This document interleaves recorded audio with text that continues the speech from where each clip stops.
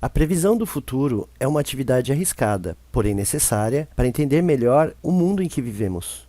Toda previsão sobre o mundo real repousa em algum tipo de inferência sobre o futuro, a partir daquilo que aconteceu no passado. Vamos explorar essa relação entre história e previsão do futuro e suas limitações. Como ela, enquanto praxis metodológica, impacta a sociedade atual? Bem-vindos ao curso A História e a Previsão do Futuro. Meu nome é Urbano Filho, sou graduando em licenciatura em História e nesse curso vamos explorar como a história pode ser usada para fazer previsões e como isso é importante para a sociedade atual. Esse curso tem como base um ensaio apresentado na London School of Economics, na primeira David Guest Memorial Lecture. O ensaio, ligeiramente resumido, pode ser encontrado no livro Sobre História, Ensaios, publicado em 2013 pela editora Companhia das Letras.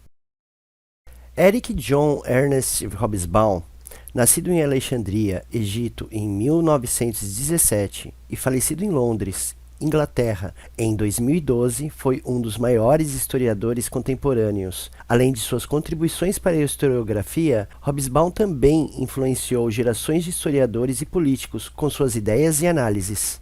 Foi membro da Academia Britânica e da Academia Americana de Artes e Ciências, e professor convidado em várias universidades importantes, incluindo Stanford, MIT e Cornell. Autor de muitas obras, dentre elas A Era dos Extremos, livro que analisa o período entre 1914, início da Primeira Guerra Mundial, e 1991, ano da queda da União Soviética e do fim dos regimes socialistas do leste europeu, se tornou uma das obras mais lidas sobre a história recente da humanidade. Foi traduzido em mais de 40 idiomas e recebeu muitos prêmios internacionais.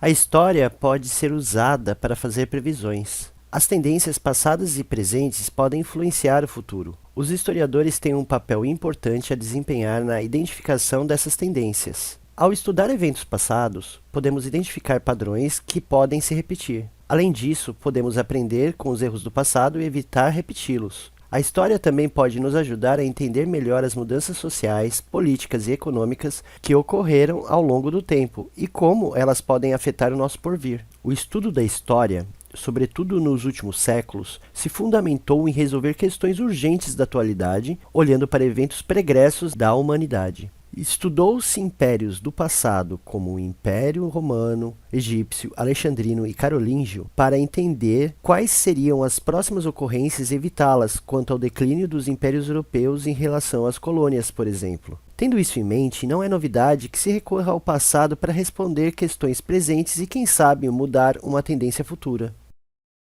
Entretanto, saber que a previsão é um recurso válido não significa que funcione. Hobsbawm nos mostra em seu discurso ao citar que estamos cercados de pessoas de grande poder, na maioria políticos, que discutem sobre as necessidades de se aprender com as lições do passado para resolver questões do presente, isso se não clamarem que já sabem as respostas, porém suas falas estão voltadas para fundamentar uma justificativa para o que pretendem fazer. Não somente o cliente, mas da mesma forma o profeta tem sua parcela de culpa. Ao demonstrar que Marx, ao defender o comunismo e o proletariado, o fez em uma época que não conhecia bem o proletariado. Disse Hobsbawm, na pior das hipóteses devemos tomar o cuidado de distinguir entre previsões baseadas em análise e previsões baseadas em desejo.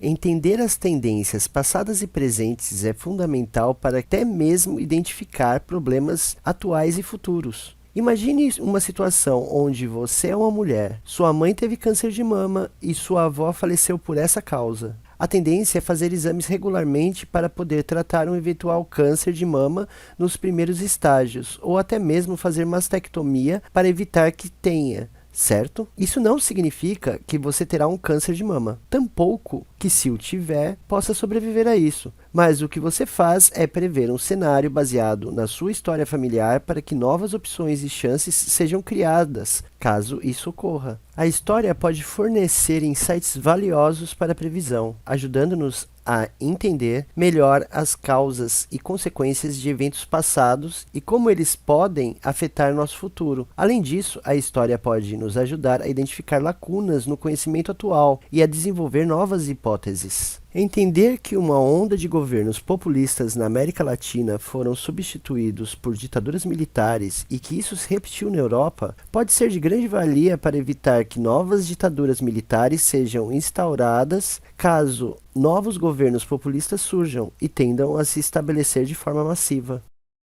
Embora se pense em previsões do futuro como algo místico pertencentes às artes ocultas de feiticeiros ou à clarividência dos antigos profetas em um mundo antigo, essa prática é mais comum do que se pensa. Conforme nos elucida Hobsbawm, já existe uma grande indústria da previsão voltada para atividades específicas no campo tecnológico, militar, civil e na economia, que se foca em um conjunto bastante objetivo de perguntas, mas que se submetem a uma quantidade grande de variáveis. Há também uma abundância de previsões que não pretendem prever o futuro, mas confirmá-lo ou refutá-lo. Portanto, são feitas de acordo com uma condição. Não se limitam a verificar se de fato a situação ocorrerá na realidade ou numa situação que, como em um laboratório, da qual se eliminaram todos os elementos superficiais ao que se pretende controlar. Também há proposições, principalmente do tipo lógico-matemático, que definem consequências. Se por acaso essa situação real corresponde a tais proposições, pode-se dizer que elas preveem tais consequências, diz Hobsbawm. A previsão histórica difere em dois sentidos de todas as formas de previsão. Em primeiro lugar, os historiadores se preocupam com o mundo real, onde as coisas nunca são iguais ou ignoráveis. Os historiadores se preocupam com conjuntos complexos e mutáveis e até questões definidas de modo mais específico e estrito apenas fazem sentido nesse contexto. O interesse dos historiadores não está na análise de tendências para as férias em um determinado lugar, mas para a preocupação que se tem em relação à sociedade e à cultura de um determinado povo em transformação num mundo igualmente mutável. Exemplificando, a história se assemelha a disciplinas como a ecologia, embora seja mais ampla e mais complexa. Abre aspas. Conquanto possamos e devamos isolar fios específicos da malha contínua de interações, se não estivermos primordialmente interessados na malha em si, não devemos estar fazendo ecologia ou história. Fecha aspas. A previsão histórica se direciona, então, para fornecer uma estrutura que se inclui meios de responder, quando há possibilidade, questões específicas que se tem interesse. Em segundo lugar, como teóricos, os historiadores não se preocupam em confirmar uma previsão. Muitas de suas previsões sequer poderiam ser testadas em uma geração ou nas seguintes. Se assemelha com as disciplinas nas ciências naturais, como as dos climatologistas, por exemplo, no sentido das eras glaciais. Podemos confiar em suas previsões, entretanto, ainda não podemos verificá-las. O historiador é reconhecido essencialmente pela forma mais comum e influente de previsão nas ciências sociais, baseadas em proposições ou modelos teóricos, basicamente do tipo matemático, aplicados a qualquer tipo de realidade. Essa forma de previsão é, ao mesmo tempo, inestimável e inadequada. Inestimável porque, se estabelecermos uma relação lógica obrigatória entre as variáveis, a discussão em si acaba. Se o homem consome recursos limitados a uma velocidade maior do que o de sua reposição ou substituição por recursos alternativos, então, mais cedo ou mais tarde, se esgotarão. A única pergunta, como por exemplo as reservas de petróleo e do consumo de água e comida, é: quando? Nenhuma previsão, além da puramente empírica, é possível sem construções baseadas nessas proposições. Mas são inadequadas porque são, por si só, muito gerais para que se possa elucidar situações concretas, e qualquer tentativa de utilizá-las diretamente em previsões, portanto, está condenada ao fracasso. Hobsbawm exemplifica que é muito improvável que uma guerra mundial começasse sem alguma crise preliminar, ainda que pequena, ou alguns outros sinais premonitórios, e nossa experiência nos últimos meses, semanas ou mesmo dias simplesmente não indica nenhuma dessas evidências. Se estivéssemos no meio de algo como a crise dos mísseis cubanos de 1962, claro que poderíamos estar menos confiantes. Em resumo, temos um modelo racional sobre como irrompem e tendem a irromper as guerras mundiais. Modelo este que se baseia em uma combinação entre análise e informações sobre o passado. Por conta disso, avaliamos probabilidades sem excluir necessariamente as possibilidades, a menos que elas sejam tão remotas que não sejam dignas de serem levadas em conta.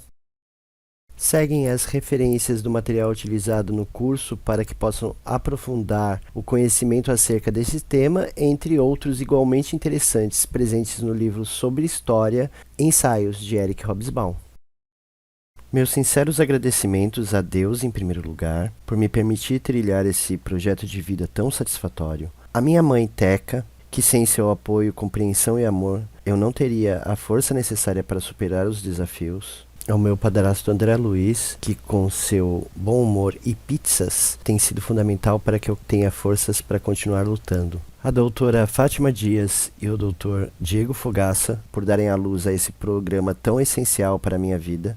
A minha orientadora, professora Daiane Bessa, que me ensinou que desistir não é uma opção. Obrigado por não desistir de mim. Ao professor Vinícius Bernardo, meu amigo e parceiro de aventuras, que me viciou em Hobsbawm e tem a minha total admiração.